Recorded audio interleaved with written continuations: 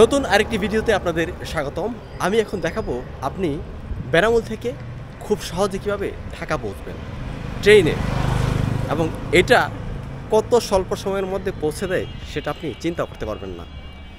পদ্মা সেতু হয়ে এই ট্রেনটি যাবে ঢাকা। ঠিক 3:30টায় বেনাপোল থেকে ছাড়ার কথা রয়েছে। এখন বাজে গড়িতে সময় 3টা। আমি আধা ঘন্টা আগেই চলে এসেছি।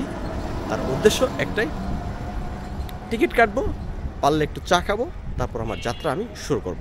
বেনাপোল আন্তর্জাতিক প্যাসেঞ্জার টার্মিনাল থেকে মাত্র 10 টাকা অটো ভাড়াতে আমি চলে এসেছি বেনাপোল রেলওয়ে স্টেশনে।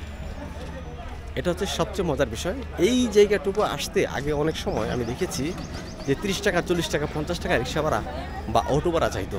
এখন মাত্র 10 টাকায়, কারণ লোক নেই এখানে টুরিস্ট নেই, এখানে ইন্ডিয়ার যাত্রী নেই, বাংলাদেশের যাত্রী নেই, কোনো রকমে চলছে, মানে কোনো রকম আস্তে ধীরে চলছে এখানকার লোকজনের ব্যবসা। খুবই খারাপ অবস্থা, এটা আপনি কল্পনা করতে পারবেন না।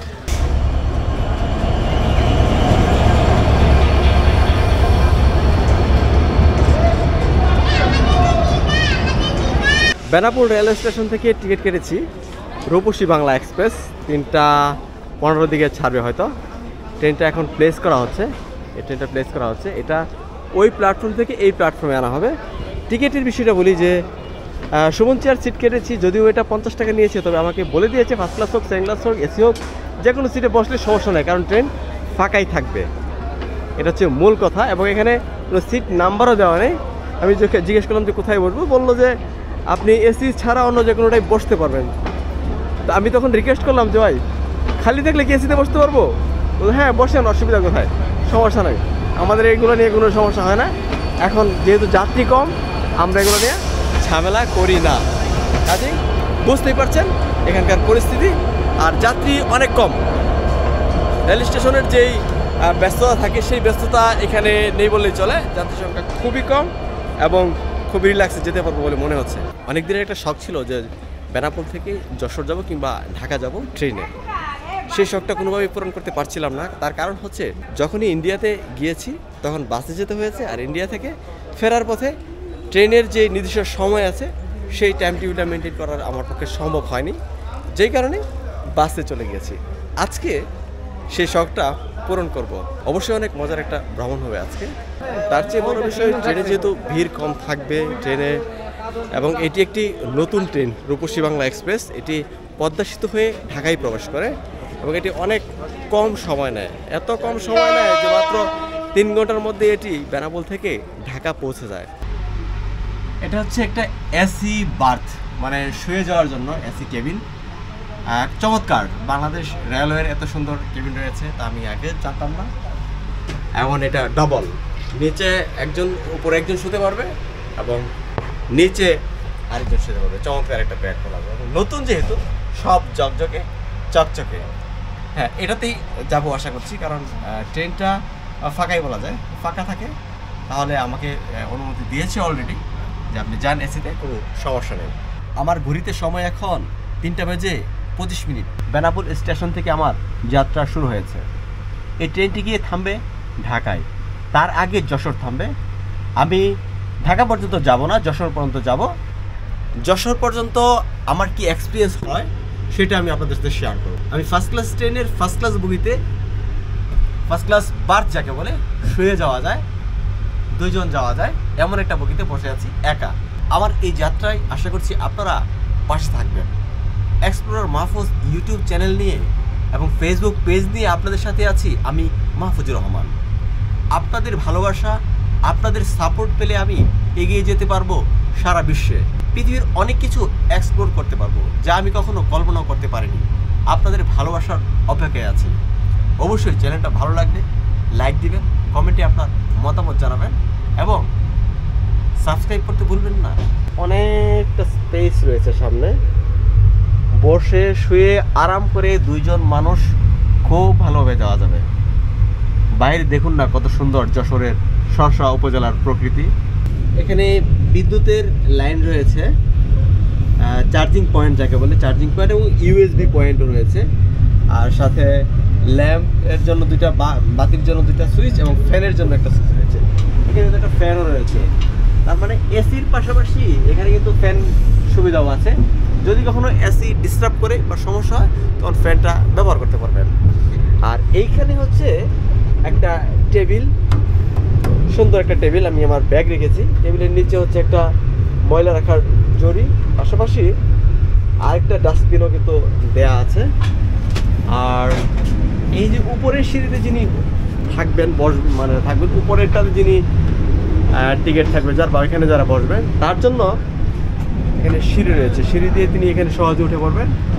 এবং ওঠার পর এইখানেও কিন্তু আলাদা লাইট আছে, বিদ্যুতের লাইন আছে। তারপর এখানে আবার জিনিসপত্র রাখার জন্য জায়গা রয়েছে, লাগেজ রাখা যাবে। মূলত জায়গার কোনো অভাব নেই এবং শুয়ে থাকলে কোনো সমস্যা হবে না। এখানে একটা হ্যান্ডেলও রয়েছে, শুয়ে থাকলে কোনো সমস্যা হবে না এখানে। এবং এসিটাও কিন্তু বেশ ভালো কাজ করছে, চমৎকারভাবে কাজ করছে। আর গ্লাসটা তো, দরজাটা তো সেরকমই আপনাদেরকে যেটা বললাম, চমৎকার দরজা।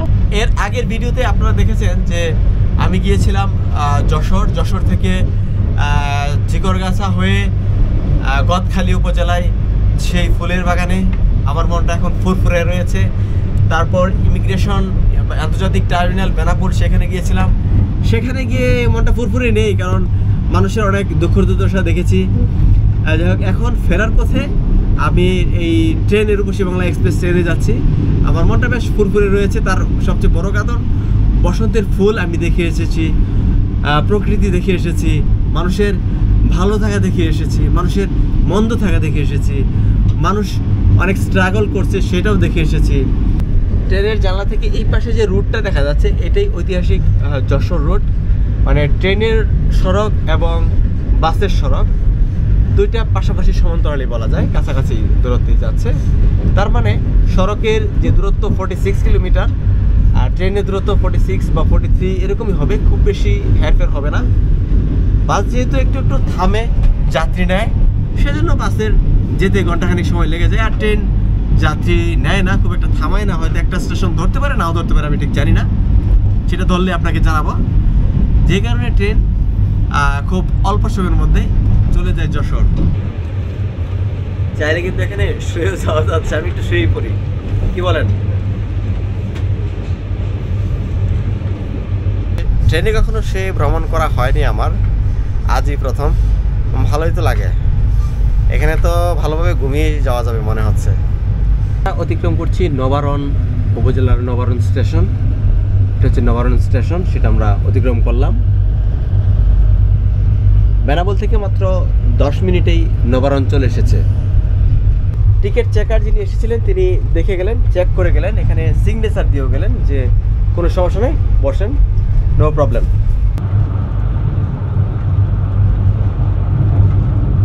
সেই যে গদখালি গিয়েছিলাম, সেই গদখালি এলাকা এটা মনে হচ্ছে। সেই গদখালির ফুল বাগান যেমন ছিল, সেই ফুল বাগানগুলোই এগুলো। এখন আমি ফুল বাগানগুলো আগে আপনাদের দেখিয়েছি ওখানে গিয়ে, এখন দেখছি ট্রেন থেকে। আমার যেটা মনে হয়েছে অ্যাকচুয়ালি যে এখানকার মানুষজন অনেক পরিশ্রমী, তারা অনেক পরিশ্রম করতে পারে। আমি এখানে একটা ইঞ্চি জমিও পতিত থাকতে দেখিনি। সব জমিতেই ধান, গম, ফুল গাছ, সবজি গাছ, কত রকম গাছপালা যে তারা লাগিয়েছেন। এই এলাকার লোকজন যে কত পরিশ্রমী, এটা এখানে আসার পরেই আমি বুঝতে পেরেছি। তাদের পরিশ্রম মানে তারা বসে থাকার লোক নয়, এবং তারা এখানে মাল্টিপল সিস্টেম যেটাকে বলে, যেমন ফুল চাষ করেছেন, ফুল বিক্রি করবেন, সেখান থেকে পয়সা পাবেন। আবার এইটাকে একটা পার্কে রূপান্তরিত করছেন, ফুল বাগানটাকেই অ্যাগ্রো ট্যুরিজম হিসেবে তারা রূপান্তরিত করতে পেরেছেন। যেই কারণে এখানে মানুষ এসে থাকতে পারবে, টুরিস্ট আসবে, দেখবে, তার অ্যাগ্রো ট্যুরিজম হবে। বাগান দেখতে 20 টাকা 10 টাকা খরচ হবে মানুষের, সেটা দেখবে। এটা কিন্তু এখানে চমৎকারভাবে তারা এটা ফুটিয়ে তুলেছে। এই জায়গাটায় অনেক টুরিস্ট আসবে আগামী দিনে আমার মনে হয়। আমি যেহেতু এসেছি 2 বার, আর অনেক টুরিস্ট এখানে অবশ্যই আসবে।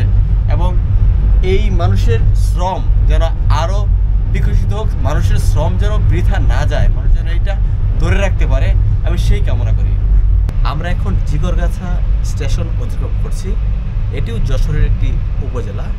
ট্রেনটি কিন্তু এখানেও থামলো না, তার মানে বুঝে গেছি এই ট্রেনটি একমাত্র বেনাপোল থেকে যশোর গিয়েই থামবে, কোথাও এর কোনো স্টপেজ নেই। বিস্তৃত ফসলের মাঠ, কৃষকের জমির মধ্যে সবুজ ফসল, ধান ক্ষেত, মন ভরেই যায়। কত সুন্দর আমাদের এই দেশ, কত সুন্দর আমাদের প্রকৃতি। এই ফসল যখন কৃষকের ঘরে উঠবে, কৃষক হাসি মুখে মনটা ভরে যাবে। অসাধারণ অসাধারণ ব্যাপার। আমাদের দেশে কৃষকরা ম্যাজিশিয়ান, তারা ম্যাজিশিয়ানের মতো ম্যাজিক করে এরকম ফসল ফলায়। মাত্র 50 মিনিটের জার্নি সম্পন্ন করে ট্রেন চলে এসেছে যশোর স্টেশনে। সত্যি অসাধারণ একটা ভ্রমণ ছিল এটি, এবং আমার লাইফের সেরা একটা জার্নি। কারণ ট্রেনটি কোথাও এক মুহূর্ত দাঁড়ায়নি, কোনো সিগন্যাল পাইনি। এখন আমরা ঢুকছি যশোর স্টেশনে।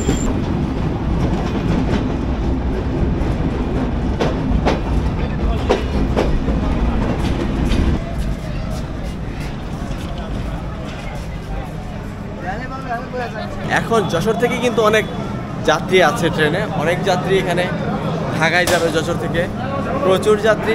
এখন মনে হয় ট্রেন ভরে যাবে। আর এই ট্রেনটা বেশ ফার্স্ট ক্লাস, একদম ফার্স্ট ক্লাস ট্রেন, খুব সুন্দর এর ভ্রমণ। আমি দেখলাম যে কিন্তু যাত্রী নেই, বেনাপোল থেকে যাত্রী নেই। তার মূল কারণ হচ্ছে বেনাপোলের যাত্রীগুলো সাধারণত ইন্ডিয়া থেকে যে যাত্রীগুলো আসে সেগুলো বেনাপোল থেকে আসে, আর যশোরে দেশের অভ্যন্তরীণ যাত্রীরা চলাফেরা করে, তাই এখানে যাত্রী রয়েছে, বাট ওইখানে যাত্রী নেই।